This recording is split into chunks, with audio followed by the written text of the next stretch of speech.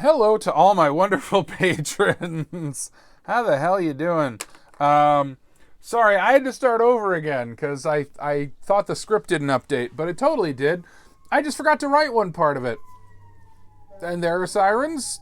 Maybe fire's going on? I don't know. Anyway, this is the one where I'm composing, so let me do a thumbnail where I look like I'm composing something.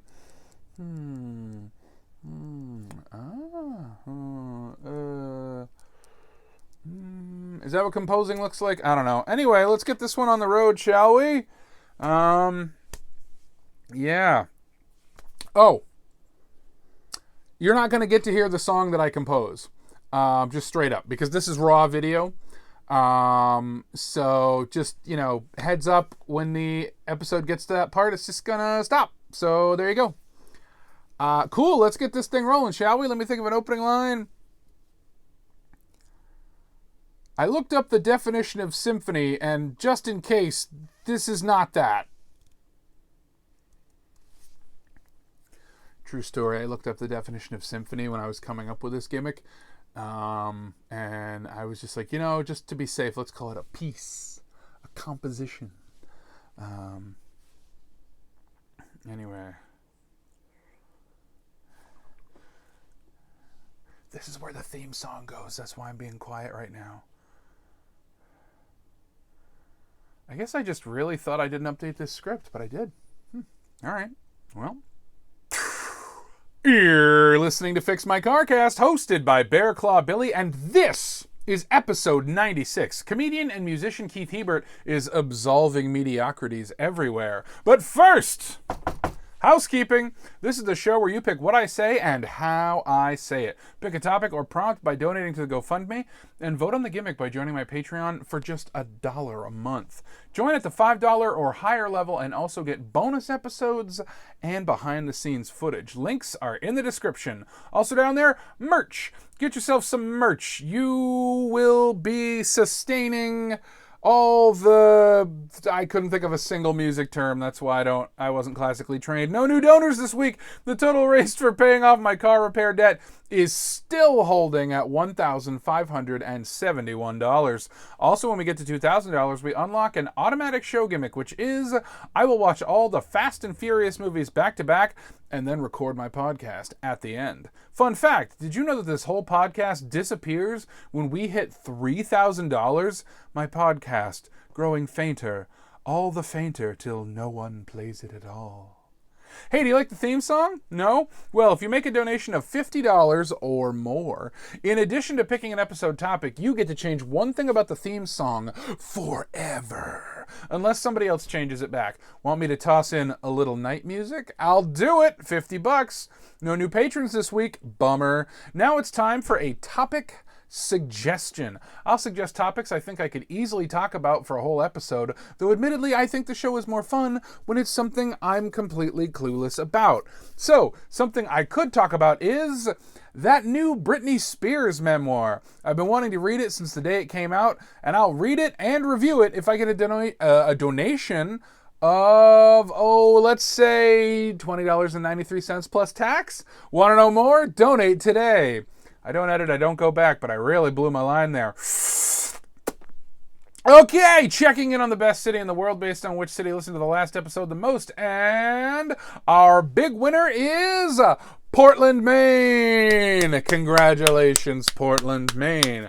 Let it be known that your Mirabelle Palace and Gardens, Schloss Hellbrunn, and Stift Nonnberg are the best in the world for 7 days. Nailed it.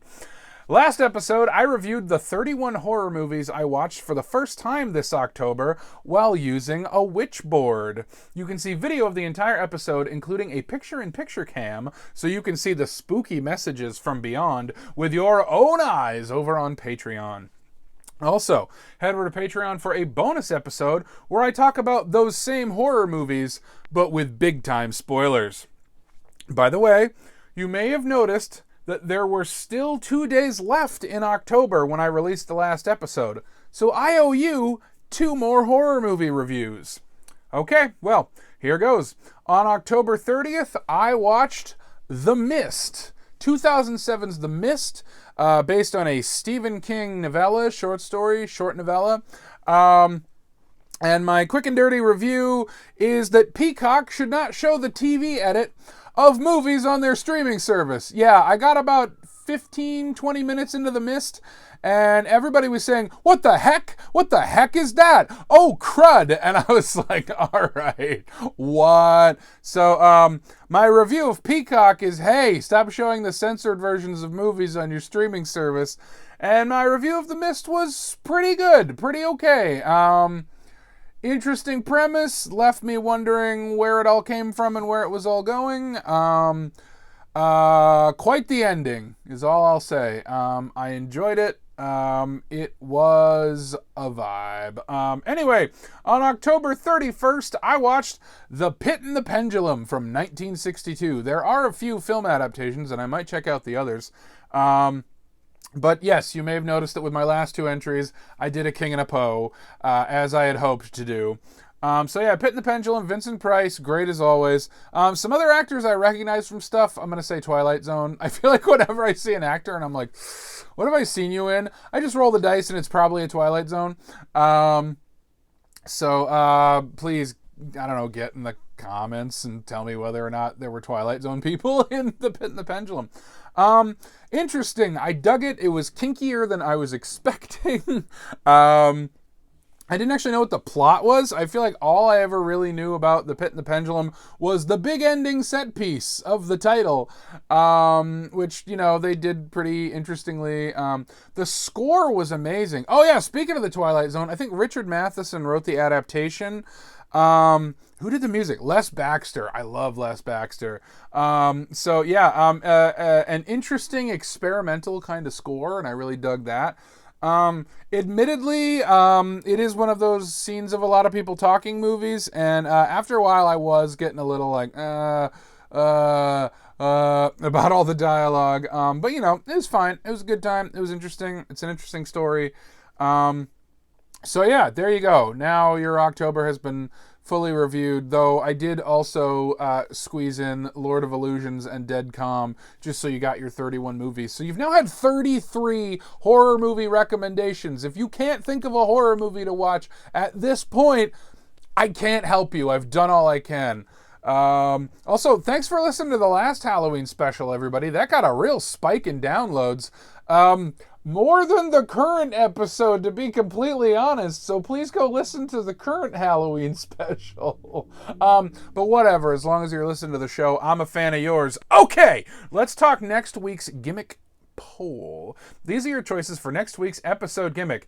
They are: drink a pumpkin spice latte, record it in a pile of leaves, do it like a Martha Stewart living episode, and our returning gimmick: incorporate 10 lines from a random philosophy book. Once again, that's number 1, drink a pumpkin spice latte. Number 2, record it in a pile of leaves. Number 3, do it like a Martha Stewart living episode. And our returning gimmick number 4, incorporate 10 lines from a random philosophy book. Remember that any gimmick that gets just a single vote is eligible for a second chance in 6 weeks. Be sure to vote over on Patreon. The poll closes Thursday, November 9th at noon Eastern America time. All right, time for today's gimmick, which is compose a wordless piece of music to represent the topic. Now, I learned my lesson on episode 46, the one where I composed a new theme song while recording the episode. And it was mostly dead air, so I'm not going to do that again. Instead, I'll talk my way through the topic and any compositional ideas it gives me, then I'll present you with the finished piece at the end. Of course, gimmicks don't start until housekeeping is out of the way, in case any of them prevent me from sharing vital information. But now, we are entering the Gimmick Zone. From this point on, gimmicks are active and everything is improvised. There's no sponsored topic for today's episode, so I'll take inspiration from a randomized Wikipedia page, which is...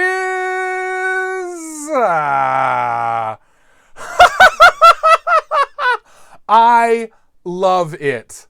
I love it so much. Friends, the topic is list of films set around May Day.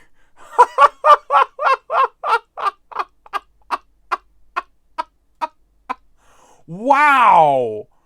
Amazing! List of films set around May Day. Okay, so I've got to be honest. My original plan was to title whatever the composition is the title of the Wikipedia page. And what a clunky title for a composition. You know, list of films set around May Day, but cool, awesome. That's the title of the piece. It would be so great to just title the piece May Day and then take inspiration from the films set around May Day. Okay, so I'm going to click on through just to find out what exactly May Day is, because I don't want to get it wrong. May Day is a European festival of ancient origins marking the beginning of summer, usually celebrated on the 1st of May, around halfway between the spring equinox and summer solstice. Festivities may also be held the night before, known as May Eve. Okay, so yeah, the Maypole. Yeah, that's May Day. Did I open this in a new tab? Yes. I was like, why can't I find what I'm looking for? But what fascinates me is that my song is not about May Day. It is about the list of films set around May Day. This just became a very complicated piece. Okay, so I'm assuming, hey, Billy, just read them off. And here's the thing. It's honestly not that many movies. And also, I'm a little bummed that I haven't seen them all. Now, were I to sit down like a proper artist and not someone who's going to write a composition in one night, I would absolutely watch every single one of these movies and try to get the feeling of all of them. I've got to say, because I'm trying to represent so many things, this could be a very complicated piece. Okay, but I'm just going to put on my film scoring hat, my composing hat, I guess. It's funny that it is about film, something I really love. So I'm going to run down the list of movies and just tell you real quickly whether I've seen them or not. First Night, 1995. American Earth. No, I can't do the synopses. We'll be here all day. First Night. I'm pretty sure I've never seen it. Gosh, Sean Connery. No, I have not seen this, but I've heard of it. Okay, so we've got something knightly. We want something medieval. Okay, what the fuck? I'm sorry I keep promising I'm going to read the list, and here's the list. Just straight up, here's the list. First Night. Lilo and Stitch 2. Stitch has a glitch. Howl's Moving Castle. That one I have seen. On the Green Carpet. I don't know anything about that. The Assassination of Trotsky. Haven't seen. The 1st of May. Haven't seen. Maytime. 1923. Maytime. 1937. Have not seen. The Unbearable Lightness of Being. Have not seen. Zero Day, which is a film inspired by the Columbine High School massacre. Yikes. Okay, Salvatore Giuliano, about a May Day massacre, and The Wicker Man, and The Wicker Tree. And then the thriller Tinker Tailor Soldier Spy. Okay. Ooh-wee. So we are running down some of my absolute favorite musical genres, and I did not grab anything to write on, like a fool. I guess I could type on the computer, but that's not as interesting.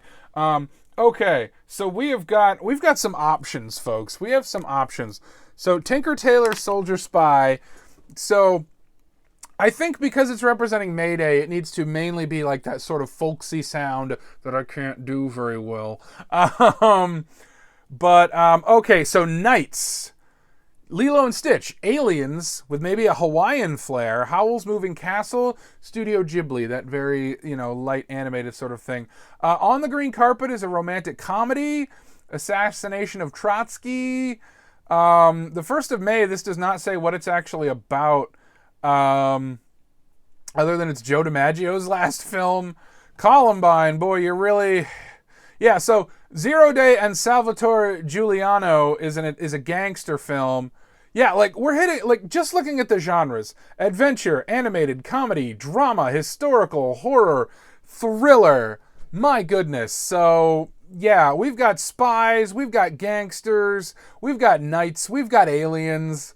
We've got a terrible, terrible tragedy that's still affecting us to this day. And Joe DiMaggio. Well, friends, I guess stick around and listen to my new composition. Here it is, presented in its entirety.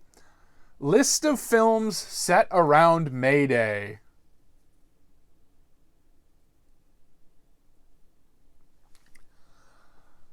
Now, as a video viewer, you won't get to hear the song. I'm about to make the song right now.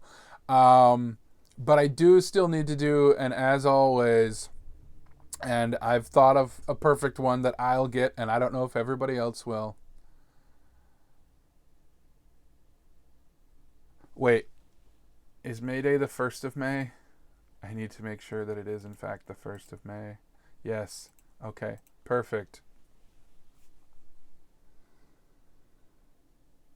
As always, Jonathan Colton was right. That's a fun one because he wrote a song called 1st of May. If you haven't heard it, you should listen to it. It's beautiful. Anyway, I have to go compose now. I hope this comes out good. What a wonderful topic.